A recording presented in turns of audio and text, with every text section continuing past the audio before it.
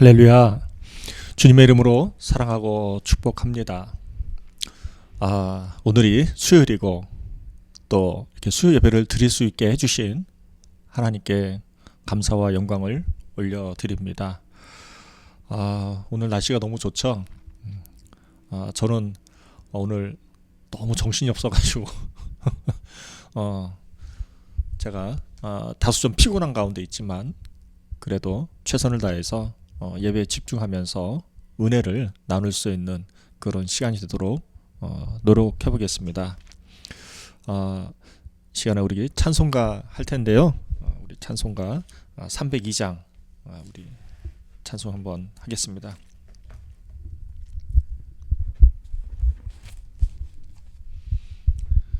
내 주 하나님 넓고 큰 은혜는 저 큰 바다보다 깊다.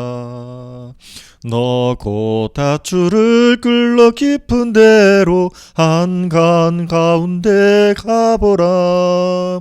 언덕을 떠나서 창파에 배 띄워 내 주 예수 은혜의 바다로 내 맘껏 져가라. 왜 너 인생은 언제나 거기서 저 큰 바다보다 보고 금인 모르는 깊은 바닷속을 한번 헤아려 안 보나.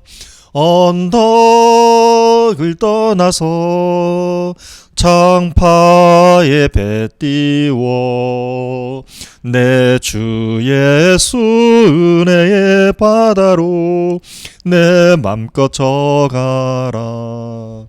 많은 사람이 얕은 물가에서 저 큰 바다 가려다가 찰싹거리는 작은 파도 보고 마음 약하여 못 가네.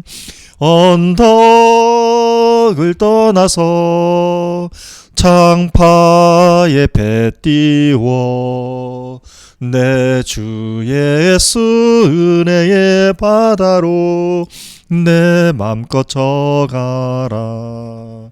자 곧 가거라. 이제 곧 가거라. 저 큰 은혜 바다 향해 아멘. 자 곧 내노를 저 깊은 데로 가라. 망망한 바다로 언덕을 떠나서 창파에 배 띄워 내 주 예수 은혜의 바다로 내 맘껏 져가라. 아멘. 이 찬양이 너무 좋은 것 같아요. 뭐 시기로도 그렇고 어쨌든 제가 이 찬양 계속 부르면서 너무 행복했던 그런 시간들이 떠올랐습니다. 오늘 하나님께서 저와 여러분들이 주시는 말씀 고린도전서 1장 26절에서 31절 말씀이 되겠습니다. 절수가 얼마 안 돼서요. 제가 말씀 봉독하겠습니다. 형제들아 너희를 부르심을 보라. 육체를 따라 지혜로운 자가 많지 아니하며 능한 자가 많지 아니하며 문벌 좋은 자가 많지 아니하도다. 그러나 하나님께서 세상에 미련한 것들을 택하사 지혜 있는 자들을 부끄럽게 하려 하시고 세상에 약한 것들을 택하사 강한 것들을 부끄럽게 하려 하시며 하나님께서 세상의 천한 것들과 멸시받는 것들과 없는 것들을 택하사 있는 것들을 폐하려 하시나니 이는 아무 육체도 하나님 앞에서 자랑하지 못하게 하려 하심이라. 너희는 하나님으로부터 나서 그리스도 예수 안에 있고 예수는 하나님으로부터 나와서 우리에게 지혜와 의로움과 거룩함과 구원함이 되셨으니 기록된 바 자랑하는 자는 주 안에서 자랑하라 함과 같게 하려 함이라. 아멘. 오늘 하나님께서 주시는 말씀, 원래는 주보상에 나와 있는 제목은 좀 다른데요. 제가 제목을 좀 바꿨습니다. 말씀을 묵상하는 가운데서 이건 아니겠구나. 조금 말씀에 준비된 본문하고 좀 부합하는 제목을 하면 좋겠다라는 마음을 가지고 또 하나의 선물 에클레시아라는 제목을 가지고 오늘 말씀을 좀 나눠보려고 합니다. 오늘 에클레시아 여러분들 많이 들어보셔서 아시죠? 오늘 이 말씀을 이렇게 말씀대로 이렇게 가면은 좀 딱딱하고 좀 은혜가 되지 않을 것 같아서 좀 접근을 좀 달리해서 제가 알고 있고 제가 강의 들은 것 우리 김학철 교수님의 강의를 토대로 해서 인용을 해서 제가 오늘 말씀을 좀 나누려고 합니다. 이 점 여러분들께서 은혜 받는데 도움이 되었으면 좋겠습니다. 오늘날 민주주의의 시초는 어딘지 잘 아시죠? 아테네라고 많은 사람들이 생각하고 있습니다. 우리 민주주의의 효시고 이 민주주의 효시 가운데에 아테네에서 푸닉스라고 하는 언덕이 있다고 합니다. 이 푸닉스라고 하는 이 언덕에서 한 모임이 있었는데 이 언덕에서의 모임이 바로 민주주의의 핵심이라고 합니다. 이 모임을 이곳에서 푸닉스에서 사람들이 모여서 모임을 가졌는데요. 이 모임을 뭐라고 했냐면 에클레시아라고 불렀다고 합니다. 이 에클레시아 모임에는 아테네 시민들의 성인 남자들, 즉 시민권을 가진 남자들이 모이는 곳이었습니다. 그러니까 시민권을 가져도 여자들은 투표권이 없었죠. 그래서 불완전한 민주주의고 또 아이들도 제외됩니다. 여자도 제외되고 아이도 제외되고 그러니까 남자만 할 수 있는 거죠. 그러나 또 하층에 속한 빈민 계급에 속한 사람들, 이 사람도 이 모임에서 제외되었다고 합니다. 어쨌든 이 모임이 뭐냐면 아테네 에클레시아의 모임이었다는 것이죠.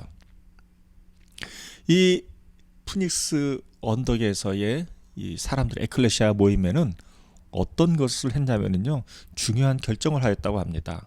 예를 들면 도시의 운명을 결정짓는 것, 구체적으로 얘기하면 전쟁 또는 외교관계 수립, 또 요즘에 이제 우리 인사철이잖아요.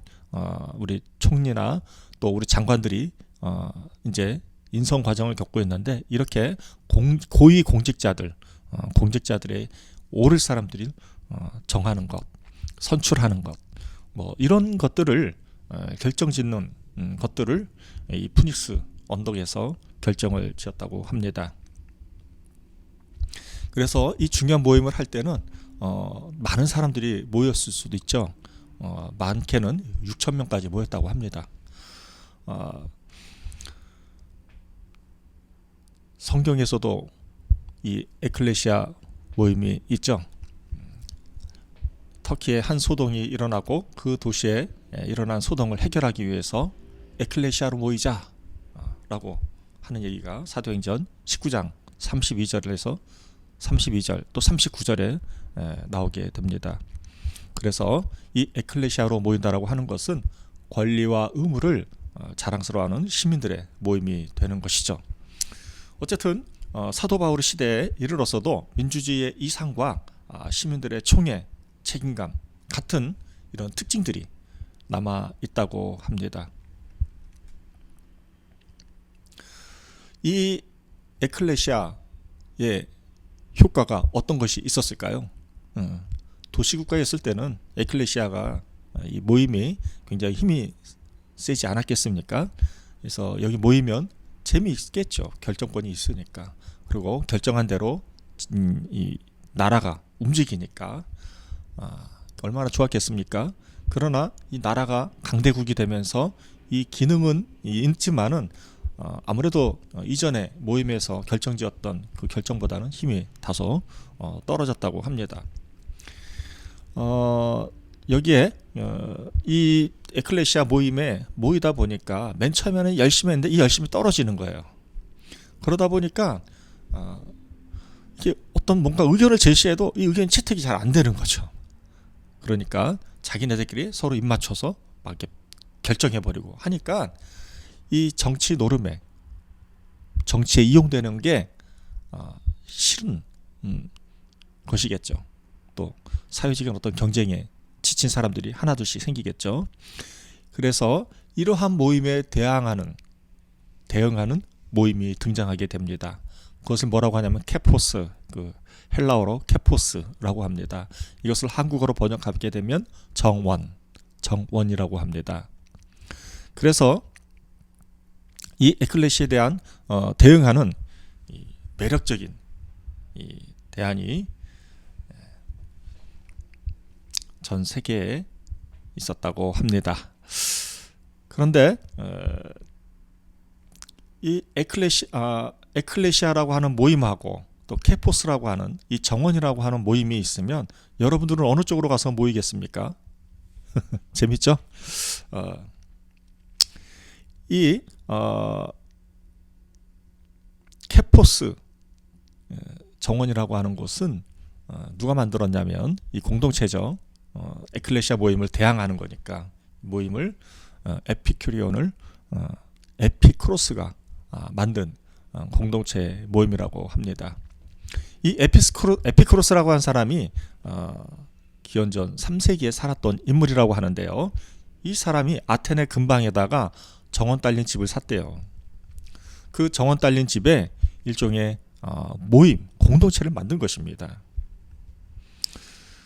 에피크로스 학파 잘 아시죠? 에피크로스 쾌락은 인간의 최고의 선이라고 주장하죠. 이 최고의 선은 고통을 줄이고 즐거움을 증가시키는 것이 이 쾌락이다라고 주장하고 있습니다. 많은 사람들이 이 부분에 대해서 오해합니다. 아마 많은 사람들이 쾌락주의 또 철학자라고 하면 방탕하고 방종으로 사는 것으로 이해하고 있는 사람들도 있습니다. 오해죠. 실제로는 고통을 최소화하면서 쾌락을 키우고 세련되고 감각적인 삶을 사는 것을 중요한 것 중에 하나로 생각한 모임이 바로 이 에피크로스 모임인데, 이 사람들에게 있어서 가장 중요한 게 무엇이냐면 바로 우정이었다고 합니다. 그래서 혼자만 그렇게 고고한 도도한 삶을 사는 게 아니라 공동체를 이루어서 모임을 만들어서 친구들과 같이 겸손하고 명상적인 삶을 살라고 하면서 정원을 만든다는 것이죠. 이게 그 1세기 때 이 에피크로스 학파를 따르는 사람들이 굉장히 많았다고 합니다. 바울과 동시대에 살았던 로마 황제 네로의 스승이었던 정치적 스승이었던 세네카 같은 경우에는 이 제국에 에피크로스를 따르는 사람들이 너무 많다라고 불평을 할 정도로 많은 사람들이 추종했다고 합니다. 이 모임의 특징이 있죠. 이 모임의 특징이 무엇이 있을까요? 현실 정치 참여에 대해서 유보적인 태도를 취하고 있습니다. 그러다 보니까 도시에 있질 않아요. 도시 외곽에 정원을 두고 있는 거죠. 그러다 보니까 도시에는 에클레시아가 있고 그곳에 정원이 있으면 에피크로스가 있으면 갈등이 생기겠죠. 그러니까 도시에서 벗어난 전원 생활을 한 것입니다. 요즘에도 많은 사람들이 전원 생활을 많이 그리워하잖아요. 도시 생활에, 경쟁 생활에 이런 생활들에 대해서 지친 사람들은 도시에서 벗어난 그런 삶을 살고 또 직접 시도하고 있고, 또는 그런 걸 이렇게 그리워하고 또 선망의 대상으로 삼는 사람들이 있습니다. 김학철 교수님은 에피크로스 정서라고 얘기하는데 저도 나름대로 이렇게 공감이 되는 부분이 있습니다. 이 에피크로스는 경치 좋은 곳에서 철학 공동체를 만들어 놓고 자연과 문학 그리고 철학과 수학을 즐기는 것이죠. 그들 말은 나름대로. 어쨌든 이 공동체가 있다고 하면 이 공동체에서 말하고 싶은 것은 무엇일까요? 그것은 현실 생활에서, 도시 생활에서, 또 이 사회 생활에서 고통을 겪을 수 있지 않습니까? 고통을 겪고 있는데 이 고통을 도망갈 수 없는 삶의 현실들, 이 삶의 현실들을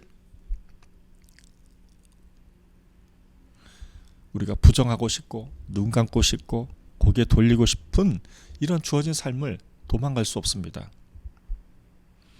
그래서 이 사람들에게 키케로가 질문을 하죠. 도전을 하죠.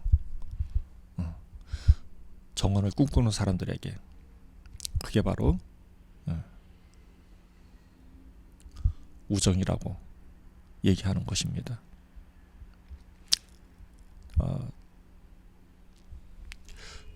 정원에서, 그곳에서 모여서 고통을 줄이고, 그리고 최고의 쾌락이라고 하지만 우정이고, 우정을 중심으로 해서 나름대로 현실 도피를 하는 것입니다. 그러나 또 다른 모임이 있습니다. 오늘 고린도전서 1장 2절 말씀에 보면 1절은 발신이고 2절은 수신이지 않습니까? 수신 가운데서 이 수신이 누구입니까? 바로 성도라 부르심을 받은 자들이라고 말씀하고 있습니다. 고린도전서 1장 2절 말씀 제가 한번 읽어보겠습니다. 고린도에 있는 하나님의 교회 곧 그리스도 예수 안에서 거룩하여지고 성도라 부르심을 받은 자들과 또 각처에서 우리의 주 곧 그들과 우리의 주 되신 예수 그리스도의 이름을 부르는 모든 자들에게 라고 바울은 수신인을 고린도에 있는 에클레시아라고 썼다는 것입니다. 바울은 예수를 따르는 사람들을 에클레시아라고 불렀습니다. 사람들의 모임이잖아요. 우리 김학철 교수님 같은 경우는 민회라고 설명을 하였는데, 어쨌든 저는 거기까지는 얘기를 확장시켜서 하기에는 좀 시간이 없으니까 좀 단축시켜서 여러분들에게 말씀드리고자 합니다. 하나님의 모임인 공동체, 하나님의 공동체잖아요. 이 공동체 에클레시아와 고린도에 있는 에클레시아 모임 하고 서로 대칭이 되지 않겠습니까? 예, 맞습니다. 고린도에서 에클레시아로 모이는 사람들은 어떤 사람들이었을까요? 이스라엘의 하나님, 이 하나님을 지역에 있는 고린도에 있는 하나님을, 예수님을 그리스도라 믿는 신앙인들이 하나님을 대변하고 하나님의 뜻을 어떻게 실행할지 결정하고 그것을 그대로 실행하는 사람들이 바로 에클레시아입니다. 그런데 이 에클레시아는, 이 공동체는 한 지역에 한 군데만 있었던 게 아닙니다. 여러 군데가 퍼져 있었던 것이죠. 이것을 전체 하나의 네트워크로 부분적으로 지역부를 다 둬서 지역 조직처럼 이게 하나로 형성이 되는 그런 공동체잖아요. 이 공동체에는 크게 세 가지의 특징이 있습니다. 첫째로는 이 하나님의 모임인 에클레시아의 첫 번째 특징은 어중이 떠중이들이 다 부름을 받았다는 것입니다. 그러니까 어떤 도시에 어떤 황제가 지배하고 있는, 황제가 다스리고 있는 도시의 에클레시아가 아니라는 것이죠. 하나님의 말씀, 하나님의 말을 듣고 따르는 에클레시아인 것입니다. 여기에는 조건이 없습니다. 시민권 따지지 않습니다. 아무런 장애가 되지 않는 것이죠. 어떤 사람이 모였을까요? 이게 고린도전서 1장 26절에서 29절 말씀에 나옵니다. 제가 읽어보겠습니다. 형제들아 너희를 부르심을 보라. 육체를 따라 지혜로운 자가 많지 아니하며 능한 자가 많지 아니하며 문벌 좋은 자가 많지 아니하도다. 스펙이 별로 없다는 것입니다. 27절 그러나 하나님께서 세상에 미련한 것들을 택하사 지혜 있는 자들을 부끄럽게 하시려고 하려 하시고 세상에 약한 것들을 택하사 강한 것들을 부끄럽게 하려 하시며 28절 하나님께서 세상이 천한 것들과 멸시받는 것들과 없는 것들을 택하사 있는 것들을 폐하려 하시나니 이는 아무 육체도 하나님 앞에서 자랑하지 못하게 하려 하심이라. 하나님을 따르는 하나님의 모임인 이 에클레시아의 구성원들이 어중에 떠중였다는 것입니다. 학벌도 좋지 않아요. 돈도 없어요. 출신도 좋지 않아요. 뭐 이런 것들이에요. 이런 사람들을 택해서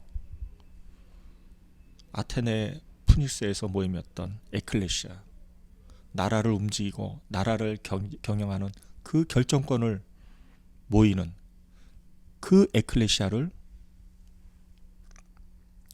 뒤집는 거죠. 역설입니다.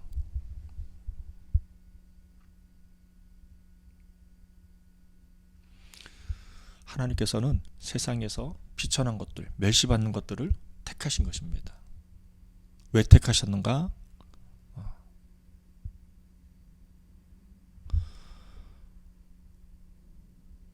지혜 있는 자들을 부끄럽게 하시려고, 강한 것들을 부끄럽게 하시려고. 어떤 것인지 이해가 되시죠? 도시에 힘 있는 사람들이 모이는 그 모임, 에클레시아, 그 사람들을 부끄럽게 하시려고 생긴 모임이 에클레시아가 있는데, 그 에클레시아, 천하고 멸시받고 보잘것없는 사람들의 그 모임을 하나님께서 세우셨다는 것입니다. 또 이 모임의 특징이 있죠. 하나님의 모임인 에클레시아, 이 두 번째 특징은 하나님께서 주도성을 가지고 세상의 가치를 바꾼다는 것입니다. 하나님의 에클레시아는 황제가 통치하고 다스리는 그 에클레시아가 중요하게 생각하는 그 가치를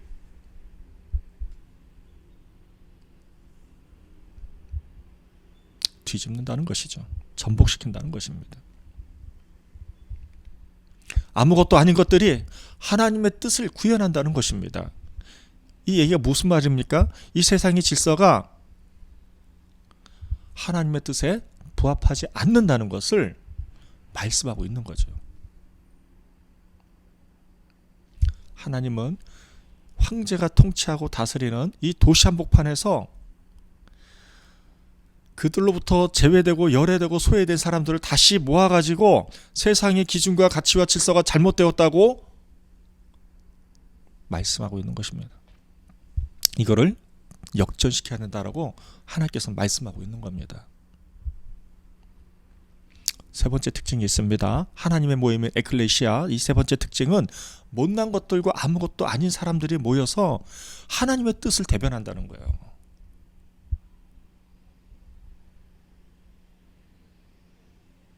그러면서 가장 고상하고 가장 영혼의 크기가 크고 사상이 웅장한 에피쿠로스, 그런 철학자들처럼 살라고 권면하는 것입니다.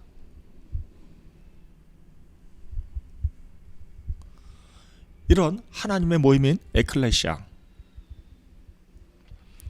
있어서 문제점들이 있지 않았겠습니까? 고린도전서를 보게 되면 교회 내에 여러 가지 갈등이 일어나게 됩니다. 이 갈등들을, 다툼들을 바울은 얘기합니다. 뭐라고 얘기합니까? 왜 당해주지 못합니까? 왜 불이익을 감내하지 못합니까? 왜 우리가 분노로 대하지 않을 수 있다는 것을 보여주는데 왜 부족하냐라고 도전하고 있는 것입니다. 세상에 황제가 지배하고 통치하고 다스리시는 그 에클레시아, 그 모임에 그들처럼 대항하는 게 아니라 오히려 그들이 불이익이 주는 것들을 왜 감내하지 못하느냐고 사도 바울은 역설적으로 증거하고 있는 것입니다. 하나님의 에클레시아와 아테네의 에클레시아 그리고 에피쿠로스의 그 정언을 통해서 분명한 차이점이 있습니다. 그 차이점이 무엇입니까? 그것은 바로 역사를 바라보는 눈이 다르다는 것입니다. 시대를 읽는 눈이 다르다는 것입니다. 아테네의 에클레시아도 에피쿠로스의 정언도 자기의 삶을 살다가 끝나는 것이 전부라고 생각하고 가르쳤습니다. 그런데 하나님의 에클레시아는 그렇지가 않습니다. 이 세계, 이 우주가 복음에 의해서, 하나님에 의해서, 예수님에 의해서 운행되고 통치하고 다스려진다는 것입니다. 세계의 질서와는 다르다는 것입니다. 이 세상은 따라서 이 세상은 결코 고통으로 끝나지 않는다라는 것을 증거하는 것입니다. 우리의 삶 가운데, 일상생활 가운데서 하나님의 영광을 볼 수 있다는 것입니다. 하나님의 영광을 바라봐야 한다는 것입니다. 이 하나님의 영광을 통해서 우리가 사람과 사람과의 관계에서 서로가 서로를 만날 때 서로가 서로를 가치를 올려줄 수 있는 마음의 태도를 가질 수 있는 것은 하나님의 에클레시아, 하나님의 전이되라고 사도 바울은 가르쳐주고 있는 것입니다.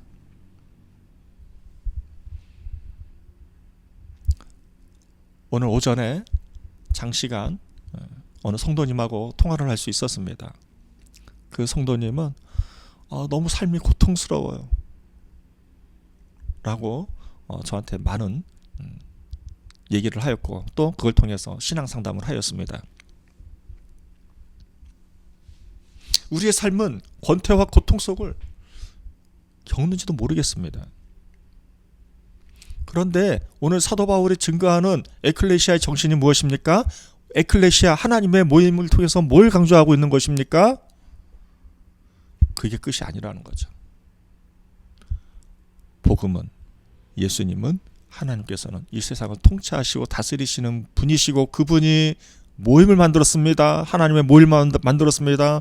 세상에서 온갖 힘들고 어렵고 고통스러움을 겪는 그 사람들을 불러서 모임을 만들었는데 그게 바로 에클레시아고, 이 에클레시아는 세상의 에클레시아와 다른 것입니다. 세상의 모임과 다른 것입니다. 세상의 모임은 이해득실이지만 하나님의 모임은 그렇지가 않다는 것입니다. 오히려 세상의 질서가 틀렸다라고 증거하고 있는 것이죠.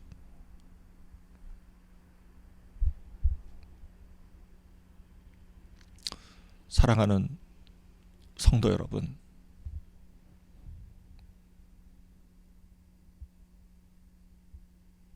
저와 여러분들은 어느 공동체에서 속하고 생활하고 있습니까?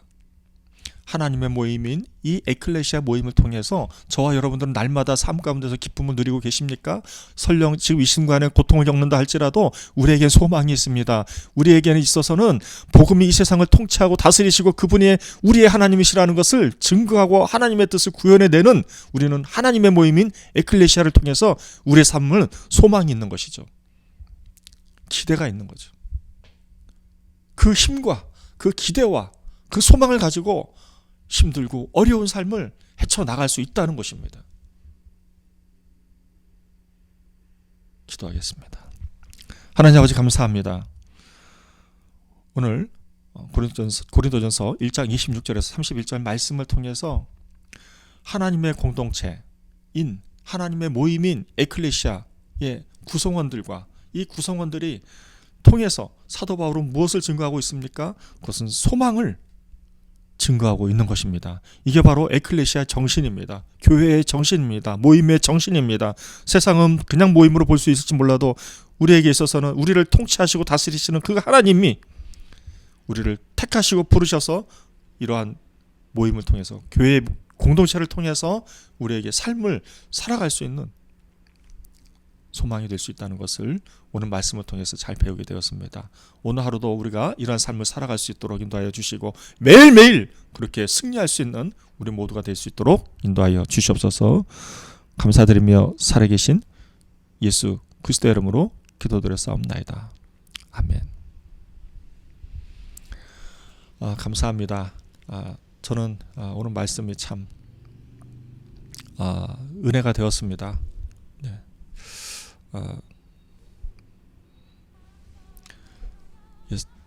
모임이 세상의 모임이 아니에요. 세상은 이합지산입니다. 이해가 맞으면 모이고 이해가 맞지 않으면 흩어지고,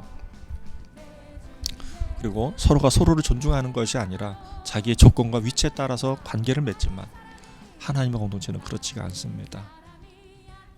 그게 참 중요합니다. 저와 여러분들이 이러한 하나님의 뜻을 구현해서 매일매일 승리하며 살아갈 수 있는 저와 여러분들이 되었으면 좋겠습니다. 감사합니다.